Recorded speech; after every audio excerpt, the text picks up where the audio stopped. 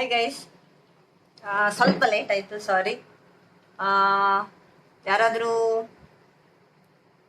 ಒಂದೆರಡು ಜನ ಬಂದರೆ ಶುರು ಮಾಡ್ಬೋದು ಅಂತ ಹೇಳಿದ್ದೇನೆ. ಯಾರ್ಯಾರಿದ್ದೀರಿ ಆನ್ಲೈನಲ್ಲಿ? ಹೆಲೋ,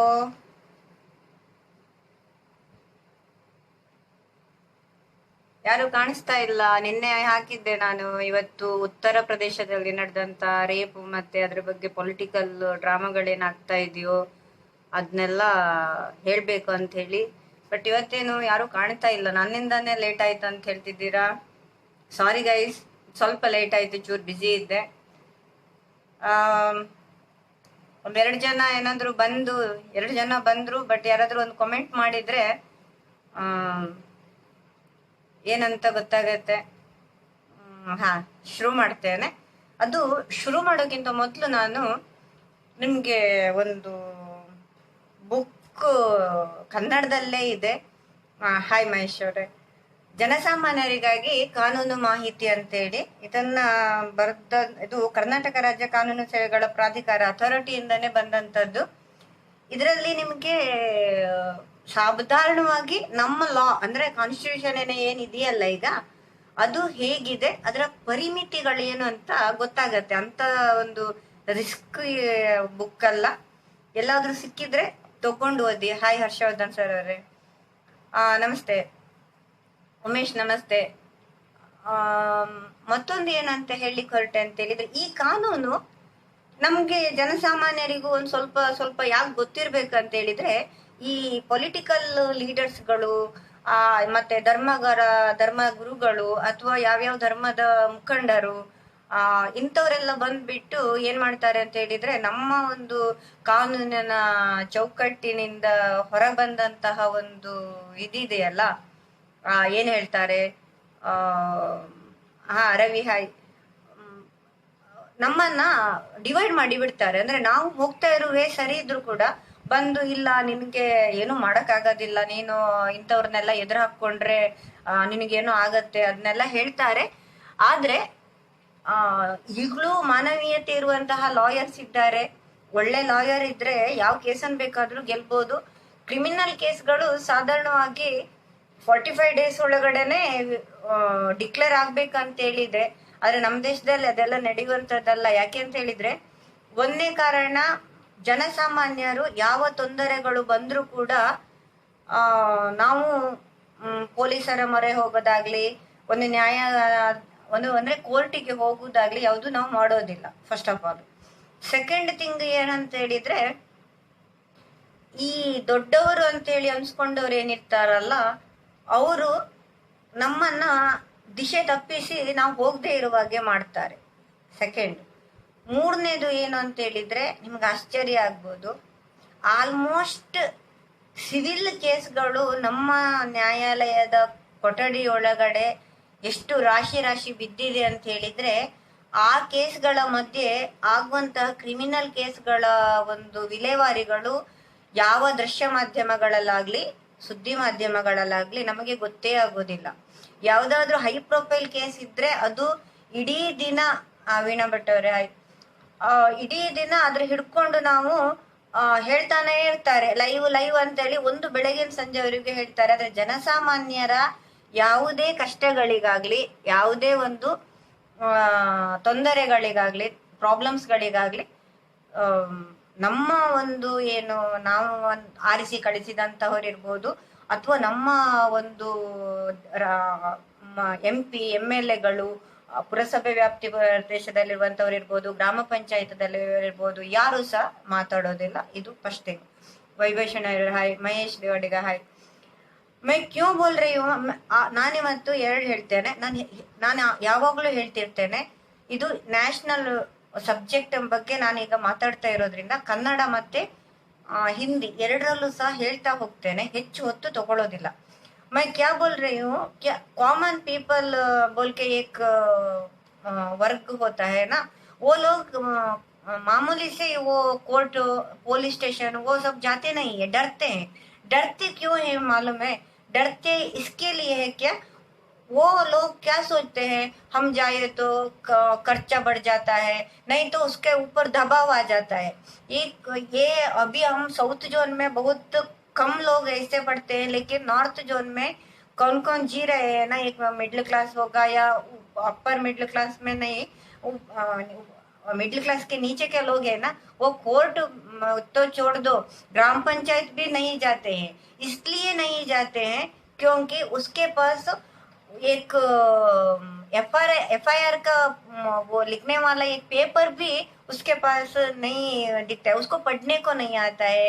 उन लोगों का जीवन ऐसा है कि हमको सोचने में मजबूर कर देती है। वो लोग क्या सोचते हैं, हम अभी पुलिस स्टेशन जाए तो हमारा मर्यादा खराब हो जाएगा, इसी वजह से कुछ लोग जाते नहीं है। ಎಲ್ರಿಗೂ ಹಾಯ್, हरीश और बंद्रू, मुरली और बंद्रू। वो लोग क्या सोचते हैं, वो लोग सिमिलैरिटी में ऐसे ही सोचते हैं, क्या है, हम लोग अभी जाएंगे तो हमारा मर्यादा कर्म फल पूरा सब जाता है।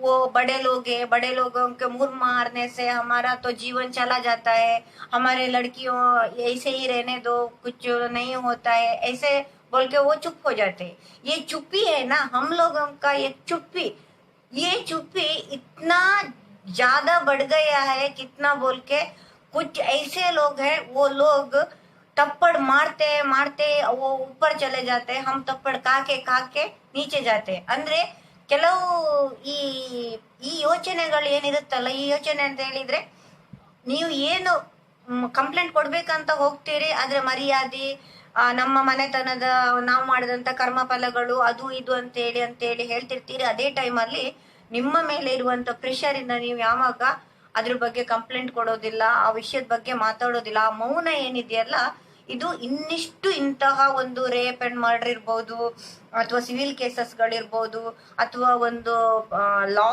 ಅನ್ನ ಬ್ರೇಕ್ ಮಾಡೋದಿರ್ಬೋದು, ರೂಲ್ಸ್ ಬ್ರೇಕ್ ಮಾಡ್ಬೋದಿರ್ಬೋದು,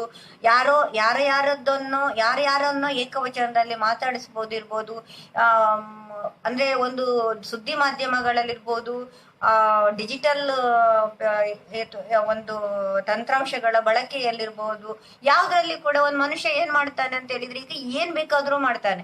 ಇದಕ್ಕೆ ಕಾರಣ ವಾಕ್ ಸ್ವಾತಂತ್ರ್ಯ ಅಂತೇಳಿ ಅವ್ರು ಅನ್ಕೊಂಡಿದ್ದಾರೆ, ಆದ್ರೆ ಇದಕ್ಕೆ ಕಾರಣ ವಾಕ್ ಸ್ವಾತಂತ್ರ್ಯ ಅಲ್ಲ, ನಮ್ಮ ವಾಕ್ ಸ್ವಾತಂತ್ರ್ಯವನ್ನ ನಾವು ಸರಿಯಾದ ಪ್ಲಾಟ್ಫಾರ್ಮ್ ಮೇಲೆ ಬಳಸ್ಕೊಡದೆ ಇರುವಂತದ್ದು, ಇದು ಮೊದಲನೇ ಕಾರಣ. ಇದನ್ನೇ ನಾನು ಹಿಂದಿಯಲ್ಲೇ ಹೇಳಿದ್ದು, वो लोग चुप ही रहते हैं क्योंकि उसका मर्यादा उसके बेटे के ऊपर चला जाता है, एक। और दूसरा पैसा, एक मामला होता है, पैसे का मामला आता है। राधा कृष्ण हेगड़े और बंधु नागराज और हाय, ये पैसे है ना, इसको माँ बाप भाई बहन कुछ भी नहीं है, उसका पेश भी नहीं है, वो मुकड़ा होता है ना, वो सब चला जाता है, पैसे के ऊपर कुछ भी चला जाता है। इसलिए वो लोग वही पैसे से घर बनाते हैं, दूसरे लड़की का शादी करवाते हैं। एक बेटी तो चला गई, वो नहीं, उसको परवाह नहीं उसका। ಅಂದ್ರೆ ಹಣ ಏನು ಮಾಡ್ತಾರೆ, ಈ ರೀತಿಯಿಂದ ಕೂಡ ಕೆಲವೊಬ್ರು ಸುಮ್ಮನಾಗಿ ಬಿಡ್ತಾರೆ. ಇದರಲ್ಲಿ ನಾನು ಹೇಳೋದೇನಂತ ಹೇಳಿದ್ರೆ, ನಮ್ಮ ಈ ಮೌನ ಎಜುಕೇಟೆಡ್ ಪೀಪಲ್ಸ್, ನಾನು ಹೇಳ್ತಾ ಇರೋದು ಎಜುಕೇಟೆಡ್ ಪೀಪಲ್ಸ್ ಅಂತ ಹೇಳಿ ನಾವೇನು ಅನ್ಕೊಳ್ತೇವಲ್ಲ, ನಾವು ಎಷ್ಟು ದಿನದವರೆಗೆ ಈ ರಾಜಕೀಯ ವ್ಯಕ್ತಿಗಳ ಅಥವಾ ರಾಜಕೀಯ ಆಟದಲ್ಲಿ ಚದುರಂಗದ ಪಡೆಗಳಾಗಿ ನಾವು ಇರುವುದು. ಈಗ ಉತ್ತರ ಪ್ರದೇಶದಲ್ಲಿ ನಡೆದಂತಹ ಘಟನೆಗೆ ಹೋಗ್ತೇನೆ ನಾನು. ಈಗ ಉತ್ತರ ಪ್ರದೇಶದಲ್ಲಿ ಒಂದು ಅತ್ಯಾಚಾರ, ಮತ್ತೆ ಸಾಮೂಹಿಕ ಅತ್ಯಾಚಾರ ಮತ್ತು ಒಂದು ಮರ್ಡರ್ ಆಗಿದೆ. ಅದು ಜಾತಿಯಲ್ಲಿ ಮೇನ್ ಅಲ್ಲ, ಒಂದು ಮಹಿಳೆ, ಆ ಮಹಿಳೆಯ ಜೀವನ, ಆ ಮಹಿಳೆಯ ಬದುಕು ನಮಗೆ ಅನಗತ್ಯ. ನಾನೇನು ಹೇಳ್ತಿದ್ದೇನೆ ಅಂತ ಹೇಳಿದ್ರೆ, ಆ ಮಹಿಳೆ ಯಾರು ಏನು ಅದು ಅನಗತ್ಯ. ಆ ಮಹಿಳೆ ಈಗ ಇಲ್ಲ, ಪೊಲೀಸರು FIR ಬರ್ಸ್ಕೊಂಡಿದಾರಾ, ಅದಕ್ಕೆ ಉತ್ತರ ಇಲ್ಲ. ವೈದ್ಯಕೀಯ ಸರ್ಟಿಫಿಕೇಟ್ ಬಂದಿದೆ, ಅದು ಕ್ಲಾರಿಟಿ ಇಲ್ಲ. ಕ್ಲಾರಿಟಿ ಯಾರಿಗಿಲ್ಲ?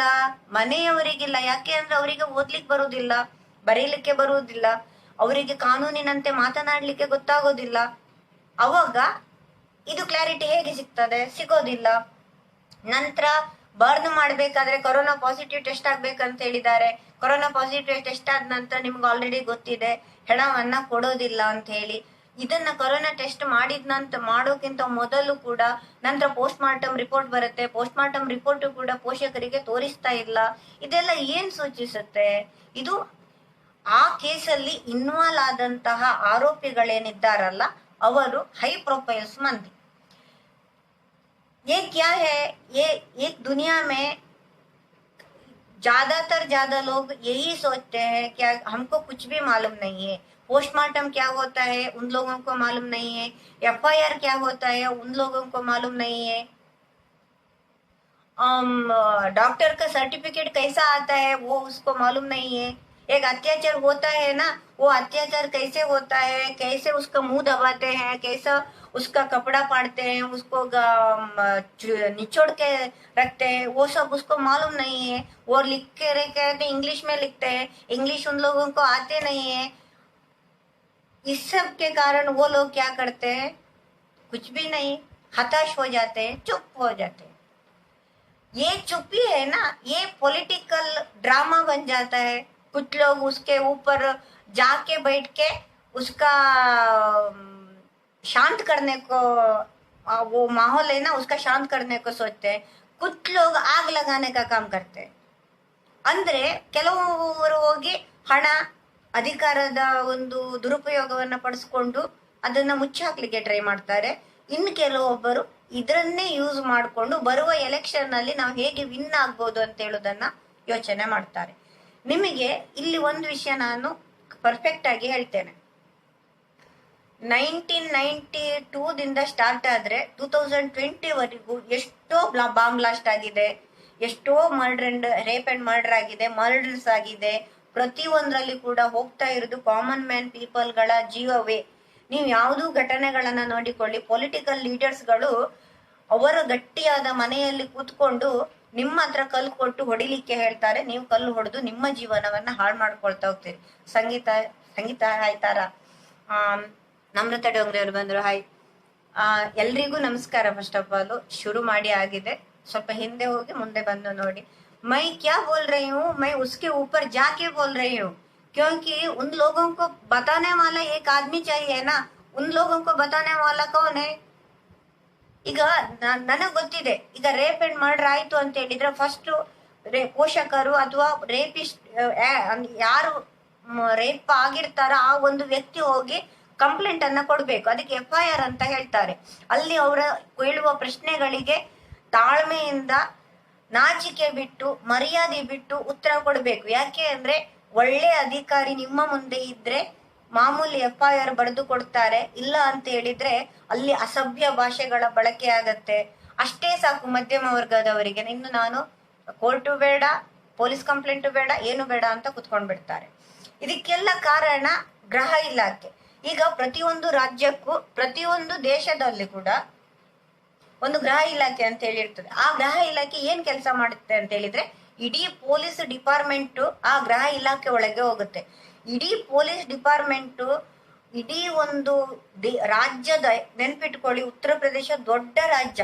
ಆ ರಾಜ್ಯದ ಗೃಹ ಇಲಾಖೆಯ ಮಂತ್ರಿ ಈ ಒಂದು ಪೊಲೀಸರ ದುರ್ವರ್ತನೆ ಬಗ್ಗೆ ಮಾತಾಡ್ತಾನೆ ಇಲ್ಲ.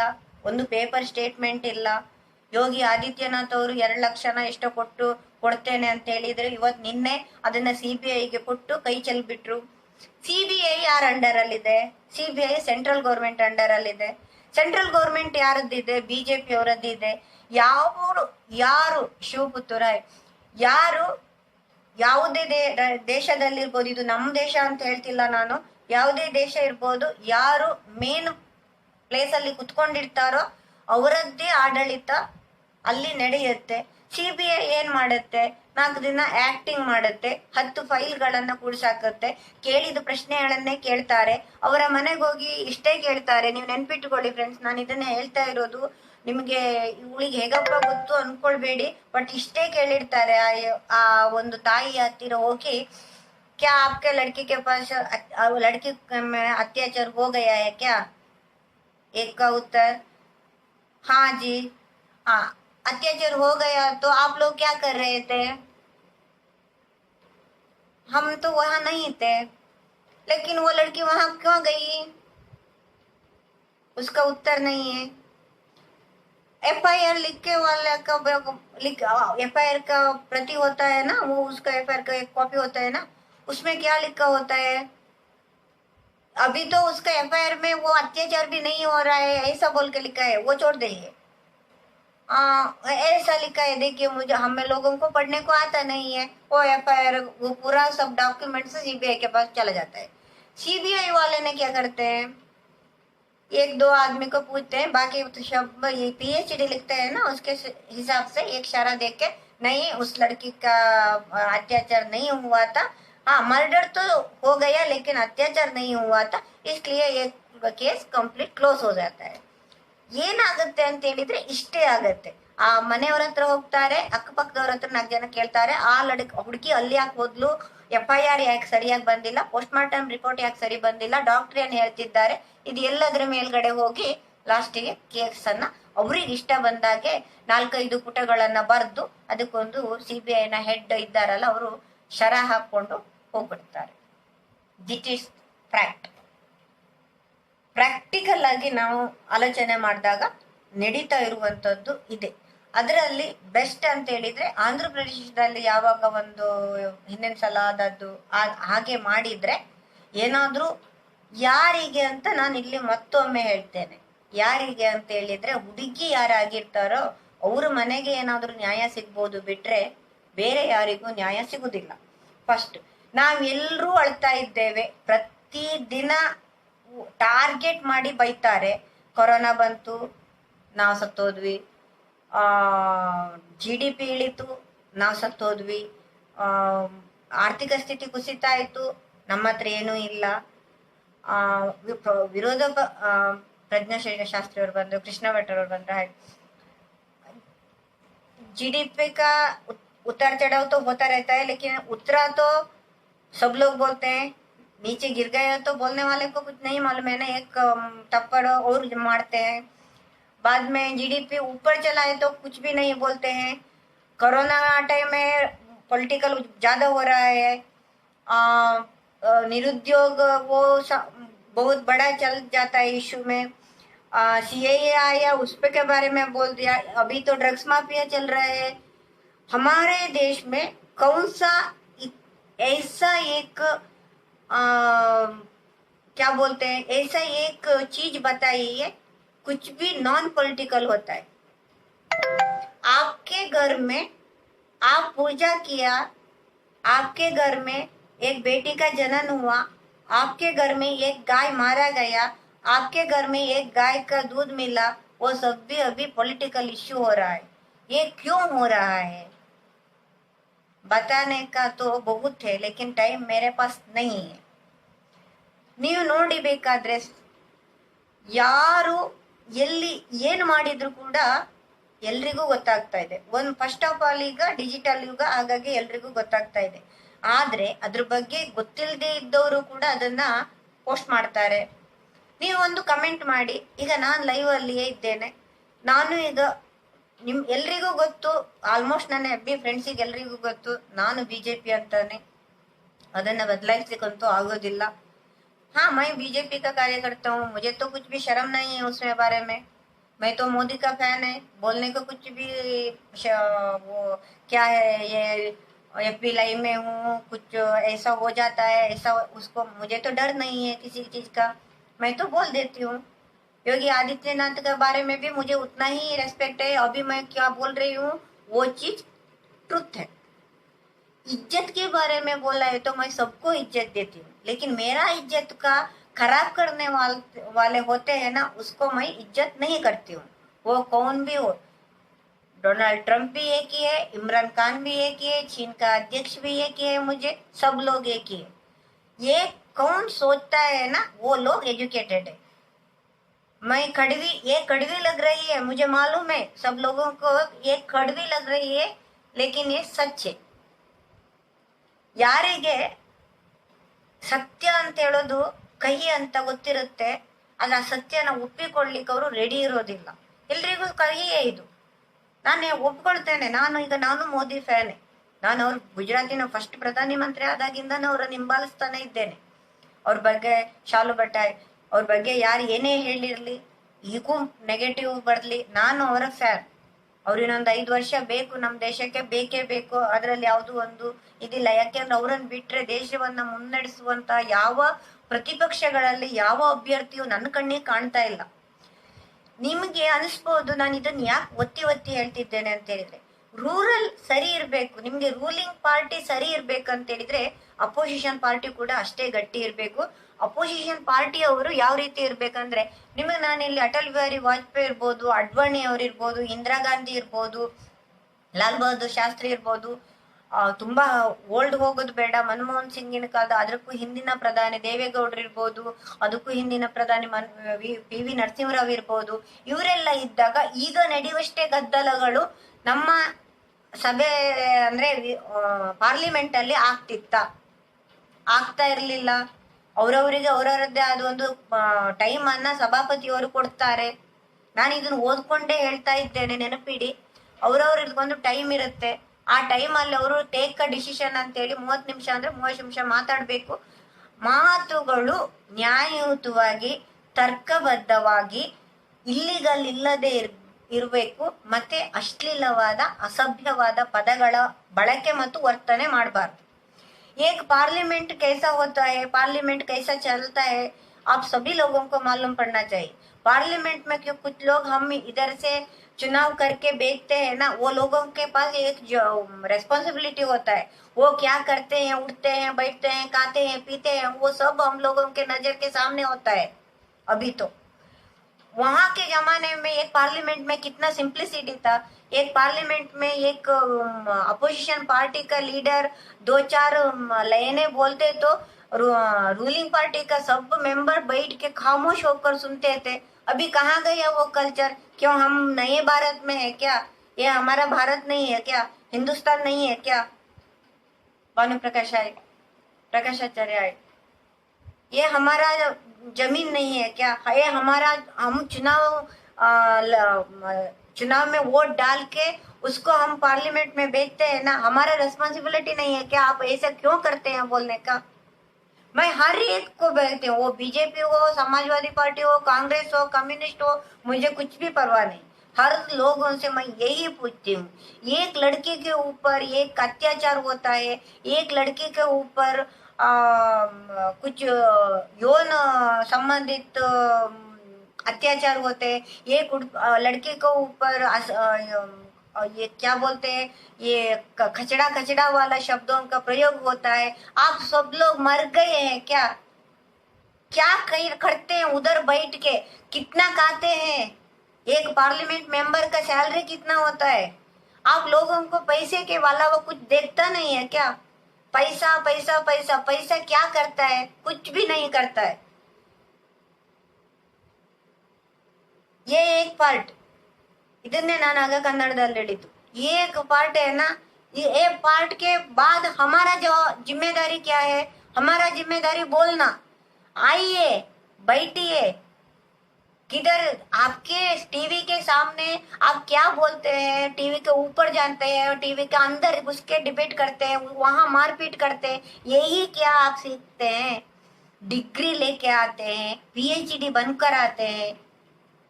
कुछ लोग तो कोलंबिया यूनिवर्सिटी से पैदा होके आते हैं. वो कहाँ गई वो प्रियंका गांधी? कहाँ गई? और प्रियंका गांधी को क्या आता है? वो राहुल गांधी किधर है? क्या करता है? वो अभी वो चलता है ना, उसके घर चला गया, उसको क्यों चलता है? उसके पास में पार्लियामेंट का मेंबर है ना, पार्लियामेंट में बोलने का टाइम नहीं है क्या? आंगन में कौन आने का? आंगन में उसका घर वाले आने का, उसके घर का वो पंचायत रूरल में है तो रूरल एरिया का वो प्रशासन है ना, वो आने का, बाद में पुलिस स्टेशन आने का, बाद में उसका हायर ऑफिसर आने का, वो मैं अभी बोली हूँ गृह इलाके एक होती है वो आने का. उसके बाद सब बाद में हो ना, वो सब कहाँ है? मायावती बात करती नहीं है. हमारे यहाँ भी कुछ लोग बातें नहीं करते हैं बीजेपी वाले. क्यों? बीजेपी वाले को लड़की नहीं है क्या आपके पास? आपका बीवी लड़की नहीं है क्या? ऐसा क्यों करते हैं? यही मेरा सबसे बड़ा सवाल है.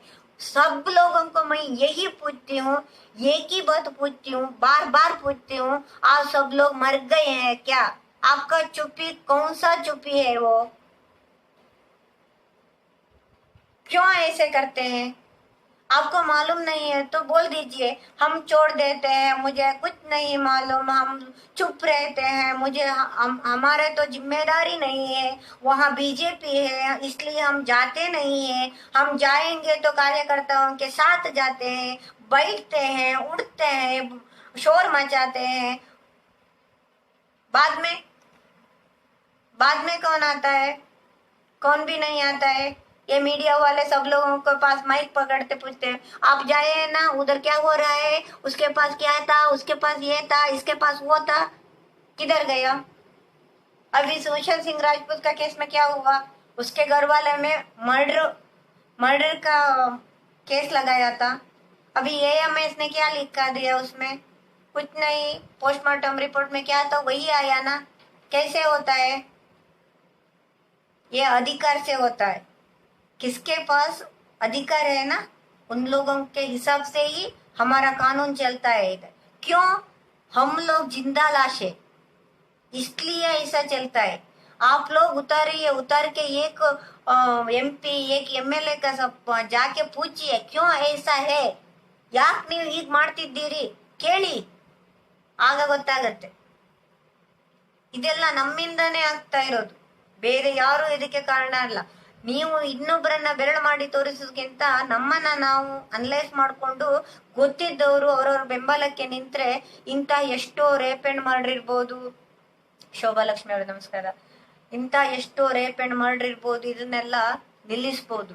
ನಿಮಗೆ ಒಂದು ವಿಷಯ ಹೇಳ್ತೇನೆ, ಸೆಕ್ಷನ್ 375 ಅಲ್ಲಿ ಒಂದು ಲೈನೇ ಇದೆ, ಏನಂತ ಹೇಳಿದ್ರೆ, ಹುಡುಗಿಯ ಯಾವುದೇ ಹುಡುಗಿ ಇರಲಿ, ಅವಳು ಬೇಕಾದ್ರೆ ಕಾಲ್ ಗರ್ಲ್ ಆಗಿರ್ಲಿ, ಅವಳ ಒಂದು ಅಪ್ಪಣೆ ಇಲ್ಲದೆ ಅಂದ್ರೆ ಒಪ್ಪಿಗೆ ಇಲ್ಲದೆ ಅವಳನ್ನು ಕೂಡ ಯಾವ ಹುಡುಗನು ಮುಟ್ಲಿಕ್ಕಿಲ್ಲ ಅಂತ ಈ ಕಾನೂನು ನಮ್ಮ ದೇಶದಲ್ಲಿ ಇರುವಾಗ ಯಾಕೆ ಜಾರಿ ಆಗ್ತಾ ಇಲ್ಲ? क्यों ये कानून लगाव नहीं होता है?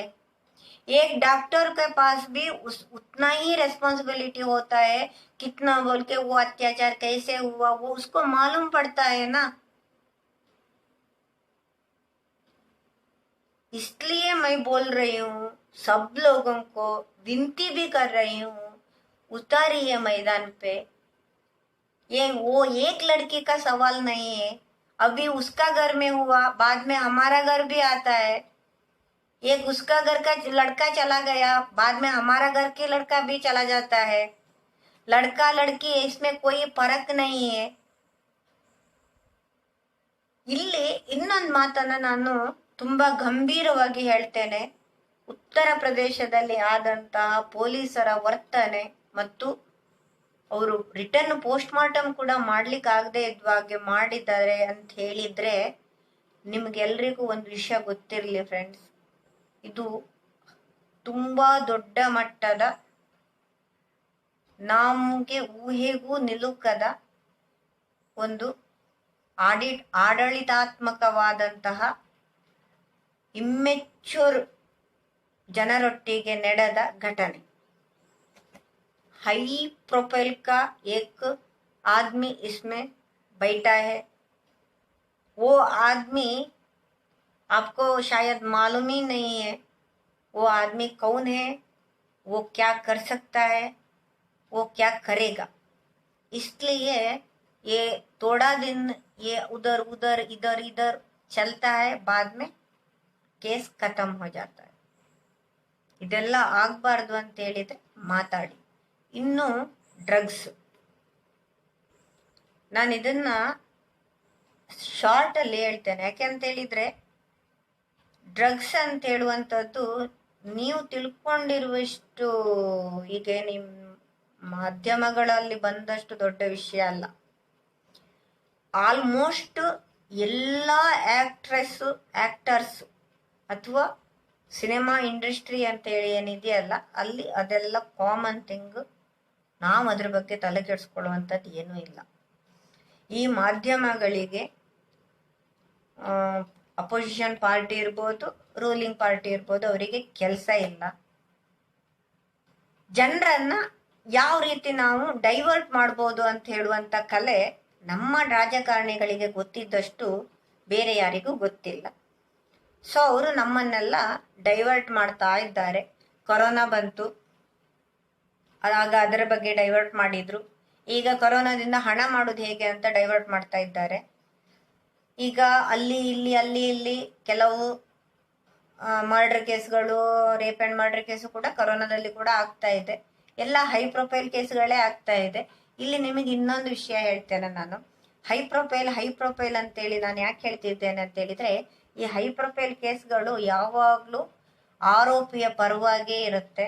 ಆರೋಪಿ ವಿರುದ್ಧವಾಗಿ ಹೋದದ್ದು ಅಂತ ಹೇಳಿದ್ರೆ ನಿರ್ಭಯ ಕೇಸ್ ಒಂದೇ ಇರ್ಬೇಕು ಇಡೀ ನಮ್ಮ ಇದರಲ್ಲಿ. ಮತ್ತೊಂದು ಕೇಸು 1983 ಅಲ್ಲಿ ಒಂದಿತ್ತು, ಅದು ಒಂದು ಕೇಸಲ್ಲಿ ಇರ್ಬೇಕೇನೋ. ಮೋಸ್ಟ್ಲಿ ರೂರಲ್ ಪಾರ್ಟಿಯ MP ಯ ಮಗನನ್ನ 14 ವರ್ಷ ಜೈಲ್ ಶಿಕ್ಷೆ ಆದಂತ ಕೇಸ್ ಅದು ಒಂದೇ ಇರ್ಬೇಕು. Mostly Jessica Lal murder case ಇರಬೇಕು, ರಾಷ್ಟ್ರಪತಿಯವರ ಮೊಮ್ಮಗ ಮಾಡಿದಂತಹ ಕೃತ್ಯ. ನಿಮ್ಗೆ ಅನ್ಸಿರ್ಬೋದು ಇವಳು ಎಂತದಪ್ಪ ಇಷ್ಟೆಲ್ಲ ಬಂದು ಮಾತಾಡ್ತಿದ್ದಾಳೆ, ಏನು ಗೊತ್ತಿಲ್ಲ ಅವಳಿಗೆ. ನಿಜವಾಗ್ಲೂ ನನಗೆ ಕಡತಗಳ ಸಮೇತ ಗೊತ್ತಿದೆ, ಬಟ್ ಅದು ಹೇಳಿ ಏನೂ ಪ್ರಯೋಜನ ಇಲ್ಲ. ನಾವು 1947 ಅಲ್ಲಿ ಸ್ವಾತಂತ್ರ್ಯ ಅಂತ ಗಳಿಸಿದ್ದೇವೆ ಅಂತ ಹಿರಿಯವ್ರು ಹೇಳ್ಬಿಟ್ವಿ. ನಾವು ಅದನ್ನೇ ಓದ್ಕೊಂಡು ನಾನಂತೂ ಆರ್ಟ್ಸ್ ಸ್ಟೂಡೆಂಟು, ಅದೇ ಇತಿಹಾಸ ಅಂತ ಹೇಳಿ ತಿಳ್ಕೊಂಡು ನಾವು ಬೆಳ್ಕೊಂಡು ಬಂದ್ಬಿಟ್ವಿ. ಇಷ್ಟು ವರ್ಷ ಆದ ನಂತರ ಈಗ ಇತಿಹಾಸ ಹಾಗಿರ್ಲಿಲ್ಲ, ಇತಿಹಾಸವು ಬೇರೆ ರೀತಿ ಇತ್ತು ಅಂತ ಗೊತ್ತಾಗ್ತಾ ಇದೆ. ಗೊತ್ತಾಗುವಾಗ ತುಂಬಾ ಲೇಟ್ ಆಗಿದೆ.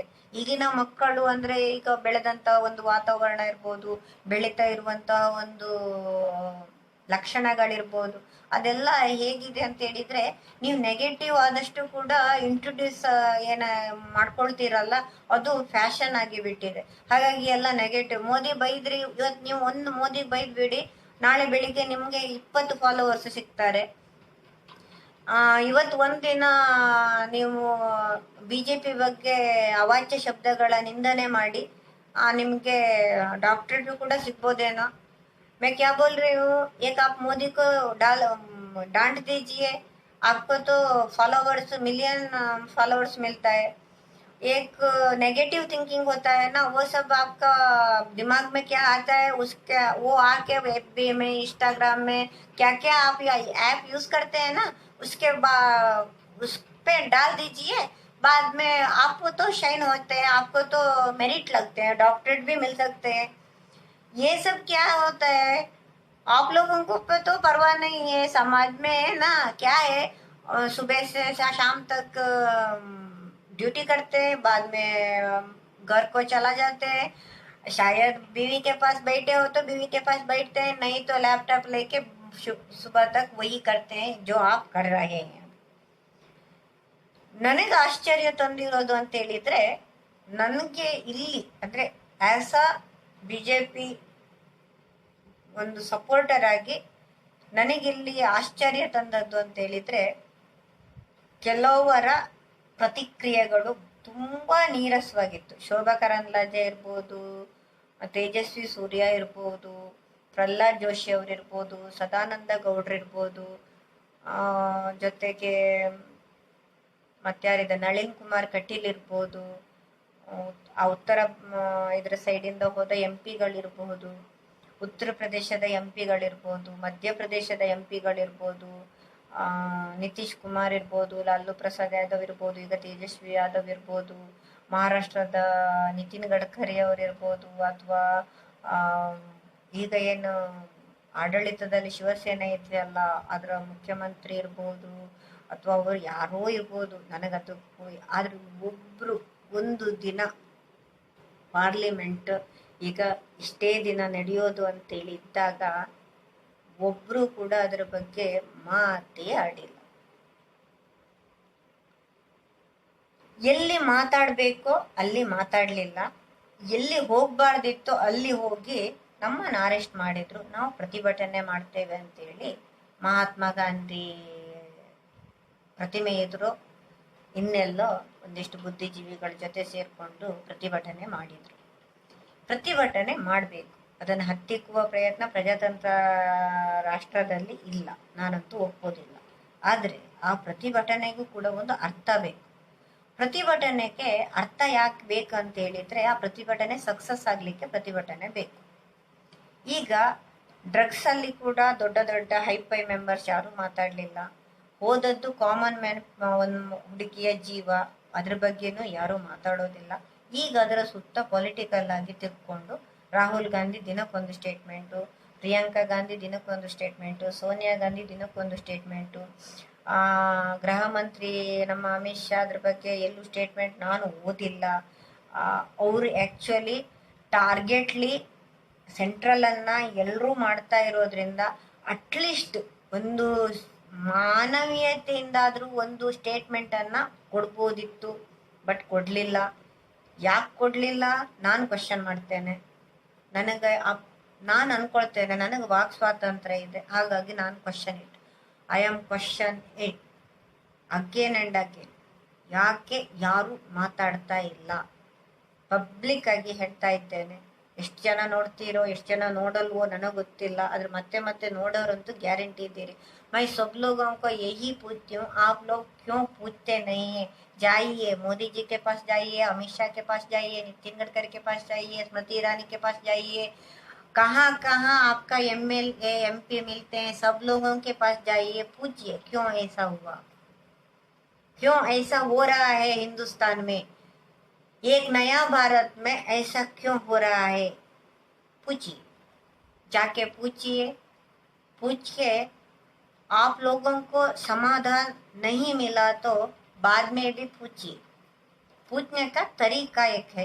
कैसे है आप लोगों को तो शायद मालूम नहीं, लेकिन मुझे मालूम है. मैं इतना ही पूछती हूँ.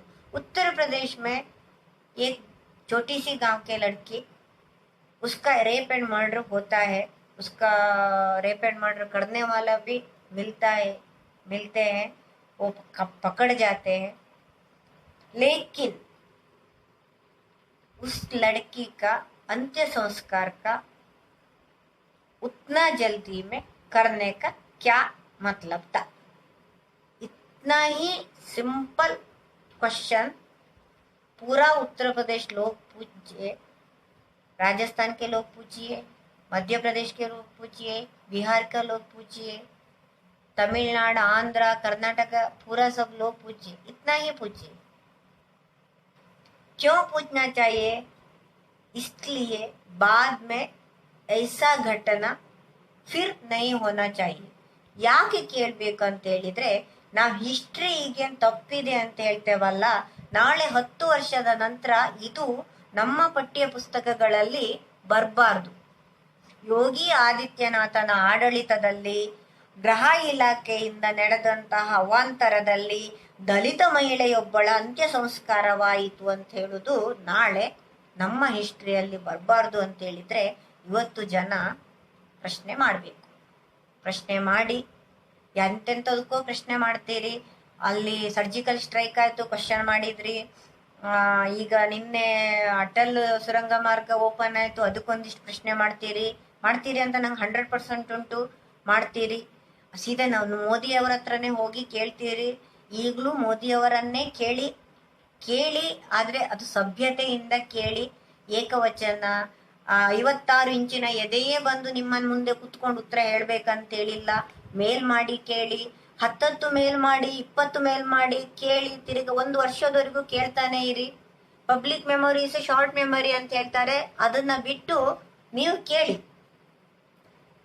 ಒಂದಿನ ಅಸಹನೆಯಿಂದಾದ್ರೂ 56 ಇಂಚಿನ ಎದೆಯ ಮೋದಿಯವರು ಬಂದು ನಿಮಗೆ ಉತ್ತರವನ್ನ ಕೊಡ್ಬೋದು. आप पूछिए कितना बुद्धिजीवी है ना. आप बोलते हैं ना हम लोगों को तो ऑक्सफोर्ड यूनिवर्सिटी में वो क्या डॉक्टरेट मिल गया है.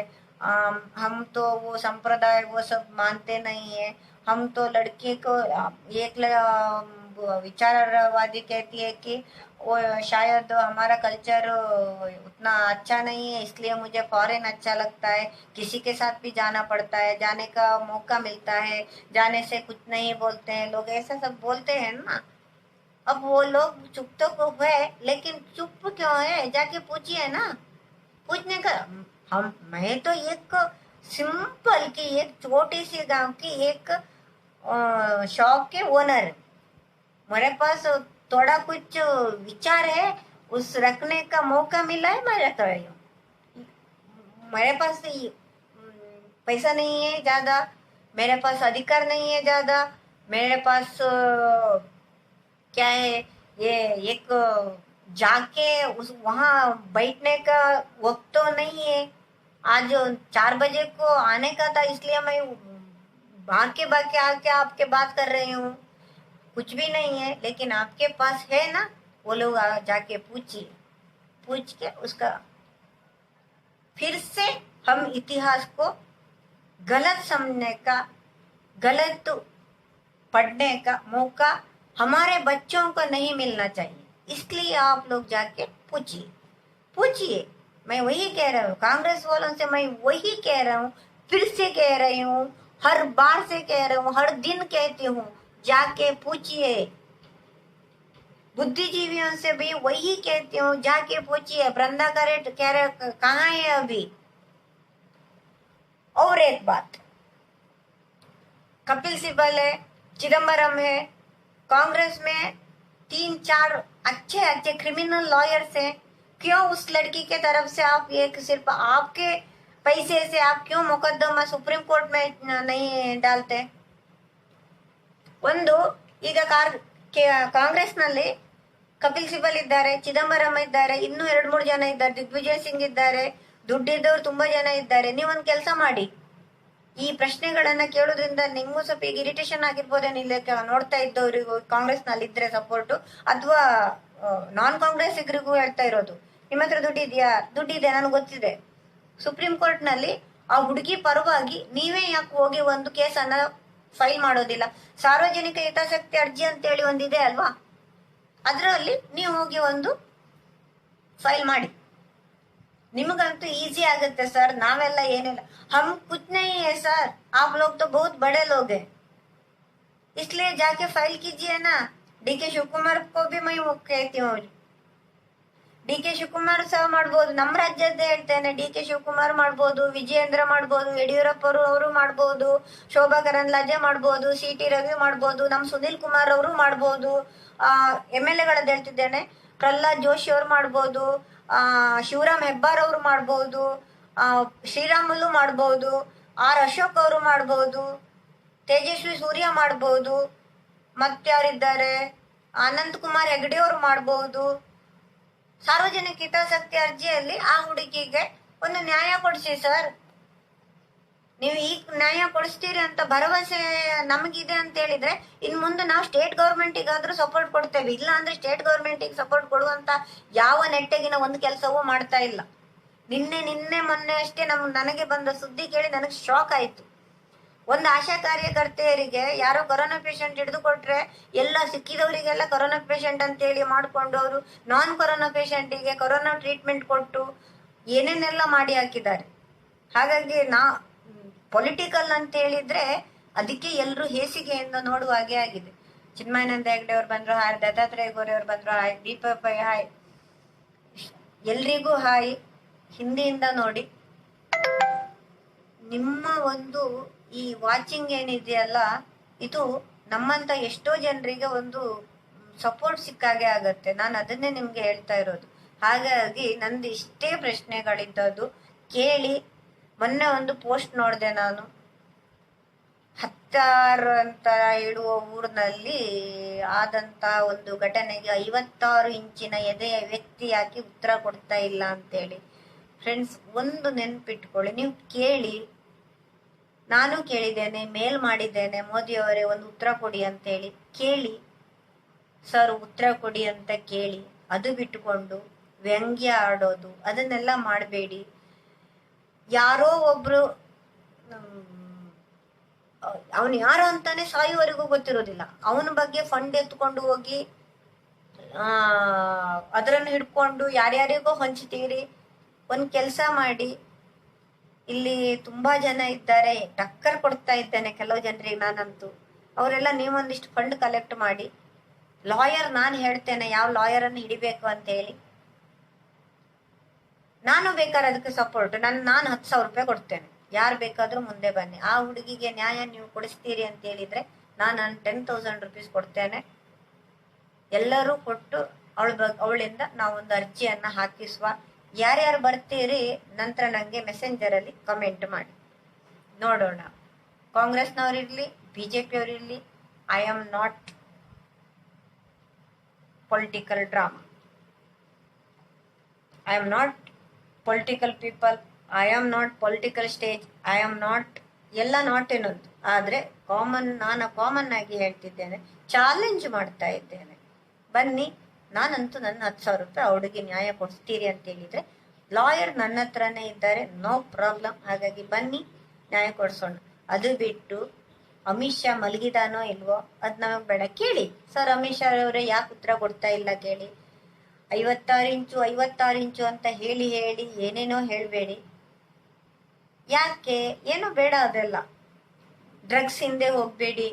ಡ್ರಗ್ಸ್ ನೀವು ತಗೊಳ್ತೀರಾ? ತಗೊಳ್ಳಿ, ವೈಯಕ್ತಿಕ ಅದು, ನಾವೇನು ಮಾಡೋಕ್ಕಾಗೋದಿಲ್ಲ ಅದು. ಹಾಗಾಗಿ ನಾನು ನಿಮಗೆ ಹೇಳ್ತಾ ಇರೋದು ಏನಂತ ಹೇಳಿದ್ರೆ, ಇದೇ ಮಾತನ್ನ ನಾನು ಹಿಂದಿಯಲ್ಲಿ ಹೇಳ್ತೇನೆ, ನಾರ್ತ್ ಅವ್ರಿಗೆ ಗೊತ್ತಾಗ್ಲಿ ಅಂತೇಳಿ. ಮೈ 10,000 देने के लिए तैयार हूँ. कांग्रेस में भी कुछ लोग हैं, बीजेपी में भी कुछ लोग हैं, समाजवादी पार्टी का भी कुछ लोग हैं, जनता दल में भी कुछ लोग हैं, जेडीयू में कुछ लोग हैं, कम्युनिस्ट में कुछ लोग हैं, ये बुद्धिमान कुछ लोग हैं. वो सबको मैं यही बोल रही हूँ, आपके पास कितना पैसा है वो पैसे लेकर मेरे पास आइए, मैं 10,000 देती हूँ. एक अच्छे से लॉयर रख के ये केस हम लड़ेंगे. कैसे? ಹೇಗಿದೆ ಇದು? ಇದು ಒಳ್ಳೆ ಐಡಿಯಾ. ಈ ಐಡಿಯಾಕ್ಕೆ ಯಾರ್ಯಾರು ಸಪೋರ್ಟ್ ಇದೆಯೋ ಅದು ನನಗೆ ಮೆಸೆಂಜರ್ ಅಲ್ಲಿ ಮೆಸೇಜ್ ಹಾಕಿ. ಇಲ್ಲ ಅಂತ ಹೇಳಿದ್ರೆ ಡೈರೆಕ್ಟ್ ಕಾಂಟ್ಯಾಕ್ಟ್ ಕೆಲವೊಬ್ಬರಿಗಿದೆ, ಇದನ್ನ ಶೇರ್ ಮಾಡಿ. ಡೈರೆಕ್ಟ್ ಕಾಂಟ್ಯಾಕ್ಟ್ ವಾಟ್ಸಪ್ ಅಲ್ಲಿ ಇದ್ದವರು ಮೆಸೇಜ್ ಮಾಡಿ ನೋಡೋಣ ಏನಾಗತ್ತೆ ಅಂತ ಹೇಳಿ. ನಾನು ಟಕ್ಕರ್ ಅಂತ ಹೇಳಿದ್ದು ಯಾಕೆ ಅಂತ ಹೇಳಿದ್ರೆ, ಆಲ್ಮೋಸ್ಟ್ ಮೊನ್ನೆ ಯೂಟ್ಯೂಬ್ ಚಾನಲ್ ಅಲ್ಲಿ ಕೂಡ ಹೇಳಿದ್ದೆ ನಾನು ಇದನ್ನೇ. ಇದು ಕಾಂಗ್ರೆಸ್ ಬಿಜೆಪಿ ಅಂತ ಸಮರ ಅಲ್ಲ, ಒಂದು ಹುಡುಗಿಯ, ಒಂದು ಹೆಣ್ಣಿನ ಮಾನ ಮರ್ಯಾದೆಯ ಪ್ರಶ್ನೆ. ಹಾಗಾಗಿ ಫ್ರೆಂಡ್ಸ್, ದಯವಿಟ್ಟು ನಾನು ನಿಮಗೆ ಹೇಳೋದಿಷ್ಟೇ, ನಾನೀಗ ಏನು ಹೇಳಿದ್ದೇನೋ ಅದನ್ನ ಮಾಡಿ. ಪೊಲಿಟಿಕಲ್ ಅಂತೇಳಿ ನೀವೇನು ಕುತ್ಕೊಳ್ತೀರಲ್ಲ, ಅದು ಪೊಲಿಟಿಕಲ್ ಆಗಿ ಡ್ರಾಮಾ ಆಗಿ ಲಾಸ್ಟಿಗೆ ಏನಾಗತ್ತೆ ಅಂತ ಹೇಳಿದ್ರೆ,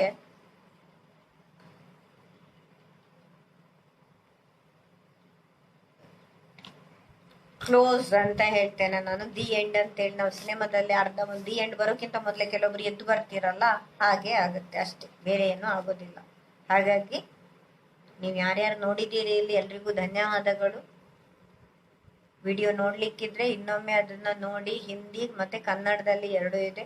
हिंदी और कन्नड़ में दोनों भी मैंने मेरा शब्द क्यों था, मेरा सोच विचार क्या था वो डाला है. थोड़ा ज़्यादा वक्त लिया, दोनों भाषाओं में बता दिया ना, इसलिए थोड़ा ज़्यादा वक्त लिया. आप लोगों के पास भी टाइम नहीं होगा शायद, मुझे मालूम है.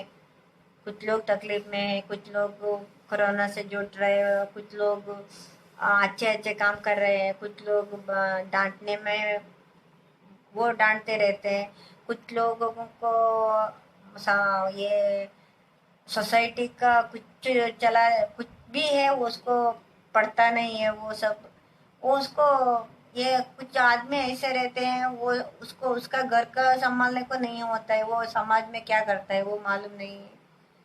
ये स्वच्छ भारत जैसे नहीं होने का, उसका घर का सफाई वही करने का. सो मैं क्या बोली हो, तब वही मेरा कंडीशन है.